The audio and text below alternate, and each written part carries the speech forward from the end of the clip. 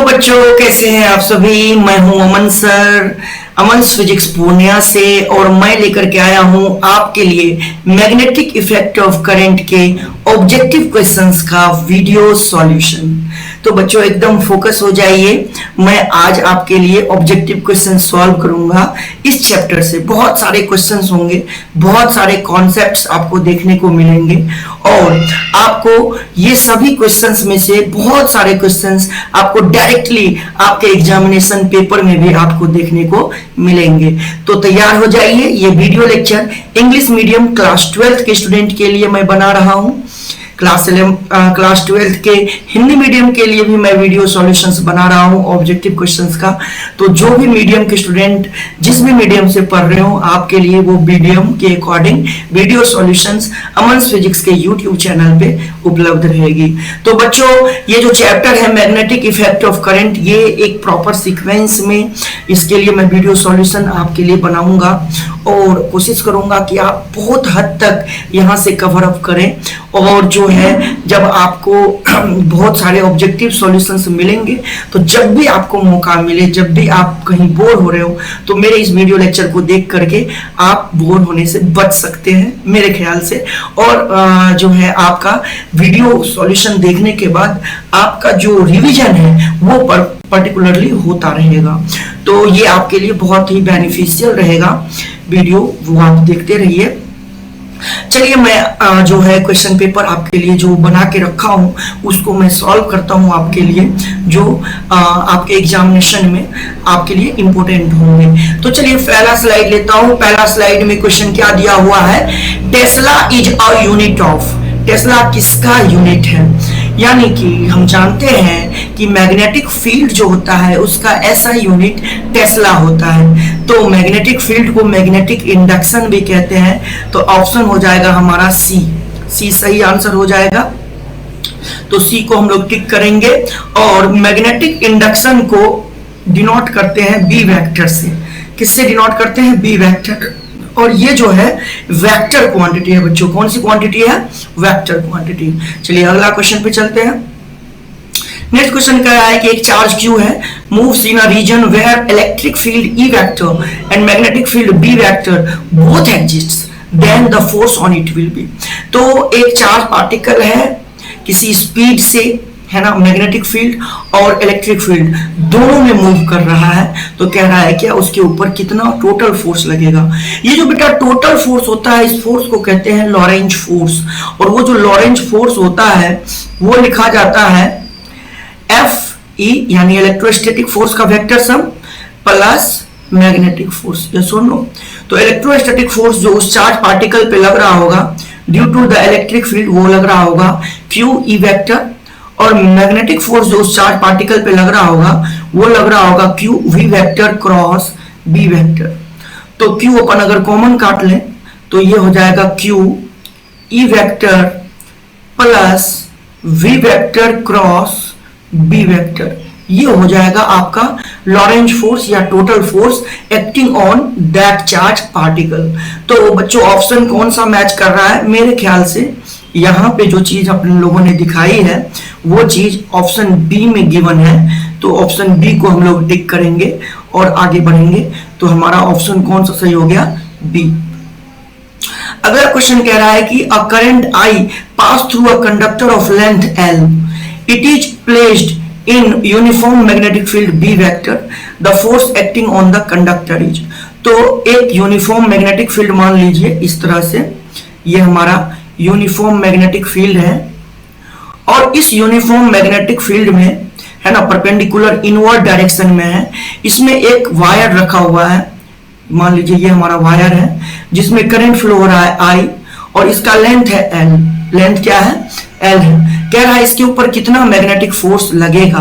तो magnetic force जो लगेगा वो तो लगेगा ही। अगर हम लोग बात करेंगे डायरेक्शन की, तो आप राइट हैंड पाम रूल से यूज कर लेंगे कुछ इस तरह से। मैग्नेटिक फील्ड के डायरेक्शन में इसको रखेंगे, इन फिंगर्स को, और करंट को रख दीजिए, थंब को रख दीजिए करंट के डायरेक्शन में। तो मैग्नेटिक फोर्स जो लग रहा है वो पाम का फेस जिस डायरेक्शन में है उधर होगा मैग्नेटिक फोर्स। तो इस जगह पे आप जब करेंगे तो मैग्नेटिक फोर्स आपको इस डायरेक्शन में दिखाई देगा। ये जो मैग्नेटिक फोर्स होगा इसको कैसे लिखा जाता है, ये जो मैग्नेटिक फोर्स होता है उसको लिखा जाता है इस वायर के लिए I L vector cross B vector. अब देखिए ये कहां पे दिया हुआ है, ऑप्शन सी में गिवन है, तो ऑप्शन सी जो हो जाएगा ये आपका आंसर हो जाएगा। अगला है a beta particle is moving parallel to magnetic field then the force exerted on it will be. तो मान लीजिए कि ये है आपका मैग्नेटिक फील्ड का डायरेक्शन, ये है, ये हो गया मैग्नेटिक फील्ड। और पहले ये समझिए बीटा पार्टिकल कहते किसको है। बीटा पार्टिकल कहने का मतलब होता है -1 इसको कहते हैं बीटा पार्टिकल, मतलब नेगेटिव चार्ज पार्टिकल है ये।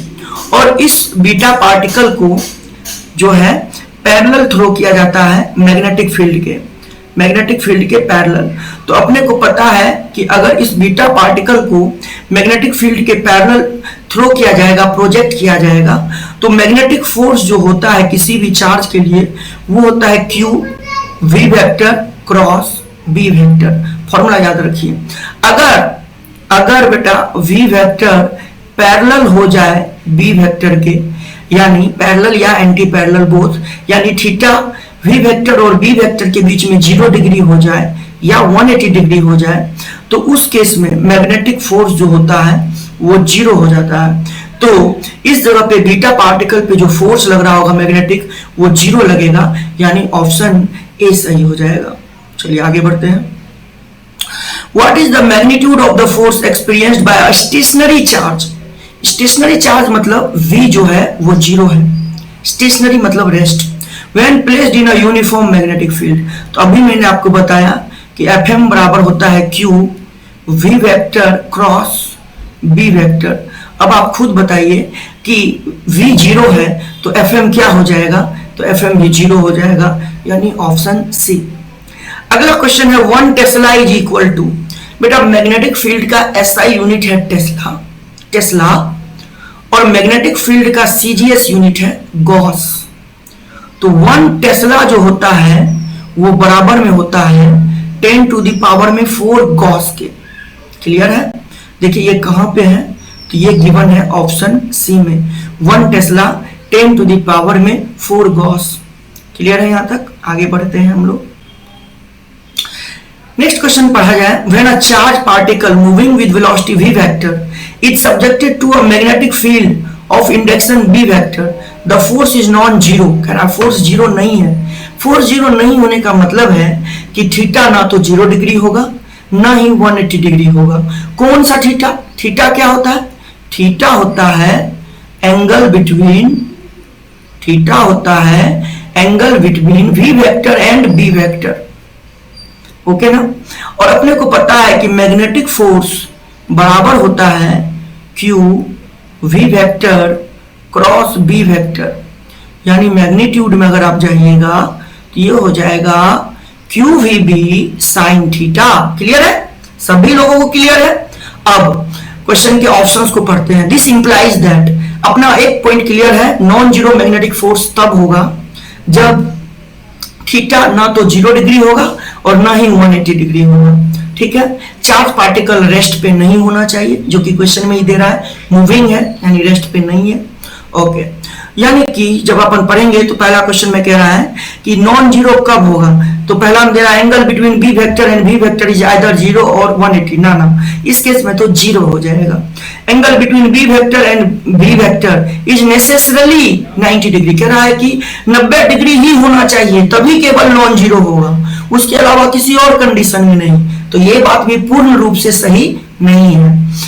Angle between B vector and B vector can have any value other than 90 degree. ना 90 डिग्री पे तो ये नॉन जीरो होता है, तो ये कह रहा है अदर देन 90 डिग्री होना चाहिए। और वेलोसिटी ऑफ पार्टिकल 0, भैया वेलोसिटी जैसे ही 0 हो जाएगा तो फोर्स तो 0 हो जाएगा।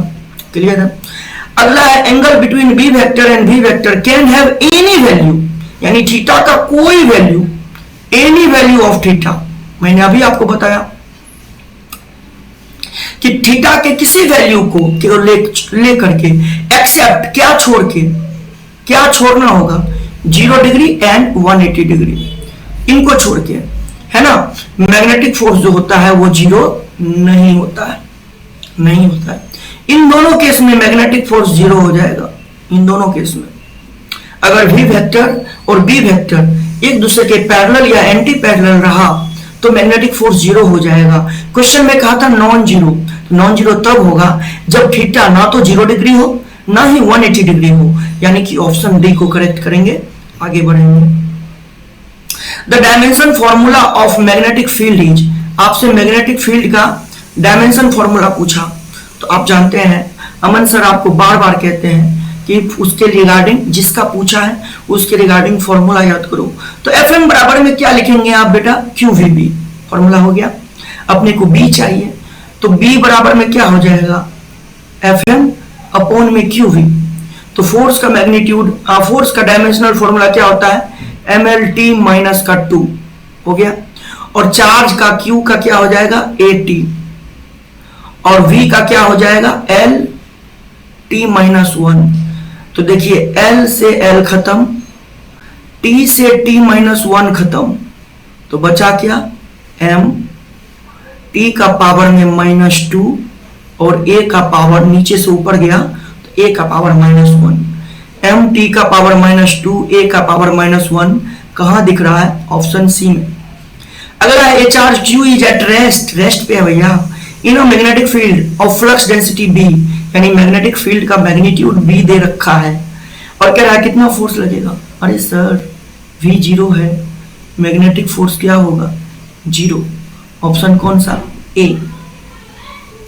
The force on a charge due to a magnetic field can act, कह रहा है क्या कि किसी भी चार्ज के ऊपर मैग्नेटिक फील्ड के कारण फोर्स कब लगेगा, कह रहा है on a charge when which is at rest charge पे लगेगा, ना नहीं लगेगा रेस्ट चार्ज पे। और moving charge in the direction of magnetic field, यानी कि कोई चार्ज मूविंग है लेकिन उसके मूवमेंट का डायरेक्शन यानी direction of motion magnetic field के डायरेक्शन में है, मतलब v वेक्टर और b वेक्टर पैरेलल, इसका मतलब थीटा 0 डिग्री और थीटा 0 पे मैग्नेटिक फोर्स 0 होगा। तो ना, ये बात भी गलत हो गया। अपने को कह रहा है फोर्स एग्जिस्ट करना चाहिए, बी नंबर में तो फोर्स 0 है, ए नंबर में भी फोर्स 0 है। कह रहा है on a moving charge in the direction opposite to the magnetic field, यहाँ पे थीटा 180 डिग्री हो गया v वेक्टर और b वेक्टर के बीच में, v वेक्टर और b वेक्टर के बीच में 180 डिग्री एंगल, यहां भी मैग्नेटिक फोर्स 0 हो जाएगा। तो on a moving charge in the perpendicular direction, हाँ 0 और 180 डिग्री को छोड़ करके कोई सा भी एंगल पे मैग्नेटिक फोर्स एग्जिस्ट करेगा अगर चार्ज पार्टिकल के पास मोशन होगा और वो चार्ज पार्टिकल किसी मैग्नेटिक फील्ड रीजन में मूव कर रहा होगा। तो ऑप्शन डी करेक्ट है, डी को टिक करेंगे, आगे बढ़ेंगे। 11 number, a charge particle moving with velocity v vector enters at right angle to a uniform electric field. देखिए बेटा किसमें एंटर किया, थोड़ा सा ध्यान दीजिए, चैप्टर में थोड़ा सा बात को ध्यान दीजिए। इलेक्ट्रिक फील्ड के 90 डिग्री पर, यानी अगर इलेक्ट्रिक फील्ड ऐसा है, इलेक्ट्रिक फील्ड का डायरेक्शन, तो 90 डिग्री एंटर करने का मतलब क्या हुआ, ये चार्ज पार्टिकल या सोनो ऐसे 90 डिग्री पे एंटर किया। अब क्या कह रहा है, the path followed by the charge particle. अब आपको पता है इलेक्ट्रिक फील्ड क्या प्रोवाइड करेगा चार्ज पार्टिकल को, एक्सेलरेशन, क्योंकि फोर्स लगेगा, क्या लगेगा, force due to electric field, force लगेगा QE, और फोर्स को लिखेंगे मास इनटू एक्सेलरेशन, तो एक्सेलरेशन का मैग्नीट्यूड हो जाएगा QE बाय m। इसका मतलब फेंका आपने हॉरिजॉन्टली और एक्सेलरेशन लग रहा है वर्टिकली, इसका मतलब पाथ कैसा हो जाएगा, पाथ कैसा हो जाएगा, पैराबोलिकली, ऐसा पाथ हो जाएगा, बोलो हाँ या ना, यानी कैसा पाथ हो जाएगा, पैराबोलिक। अगला पे चलते हैं, कह रहा है क्या, if a charge particle enters the uniform magnetic field and the velocity vector of the particle is perpendicular to the magnetic field. देखिए अब कहां एंटर किया है, यूनिफॉर्म मैग्नेटिक फील्ड में एंटर किया है और perpendicular to the magnetic field है कौन, वेलोसिटी। तो कह रहा है पाथ क्या होगा, तो मैंने आपको पढ़ाया हुआ है कि जब v वेक्टर और बी वेक्टर परपेंडिकुलर हो कोई भी चार्ज पार्टिकल के लिए, तो पाथ जो होता है वो होता है सर्कुलर। सर्कुलर टिक करिए, आगे बढ़िए, ऑप्शन डी में दिया हुआ है। अगला क्वेश्चन कह रहा है, एक cyclotron is used to accelerate. Cyclotron का क्या काम होता है, किस पार्टिकल को एक्सेलरेट करने के यूज में के लिए यूज लिया जाता है साइक्लोट्रॉन को। तो cyclotron basically positively charge particle को जो है एक्सेलरेट करता है, और पॉजिटिवली चार्ज पार्टिकल लाइक आप कह सकते हैं प्रोटॉन, लाइक आप कह सकते हैं न्यूट्रॉन, है ना, अल्फा पार्टिकल, ये सब। तो पॉजिटिव चार्ज पार्टिकल हमारा कौन हो जाएगा यहाँ पे, ऑप्शन सी में है पॉजिटिव आयंस, यानी ऑप्शन सी को आप टिक करेंगे और आगे बढ़ेंगे। अगला क्वेश्चन कहता है, in a cyclotron positive charge particle is accelerated by. कहता है साइक्लोट्रॉन में पॉजिटिवली चार्ज पार्टिकल को एक्सेलरेट करने का काम कौन करता है, तो वो काम करता है इलेक्ट्रिक फील्ड, है ना, मैग्नेटिक फील्ड नहीं करता। मैग्नेटिक फील्ड चार्ज पार्टिकल के केवल और केवल डायरेक्शन को चेंज करने का काम करता है ना। मैग्नीट्यूड यानी चार्ज पार्टिकल को एक्सेलरेट करने का काम इलेक्ट्रिक फील्ड करता है, याद रखिए।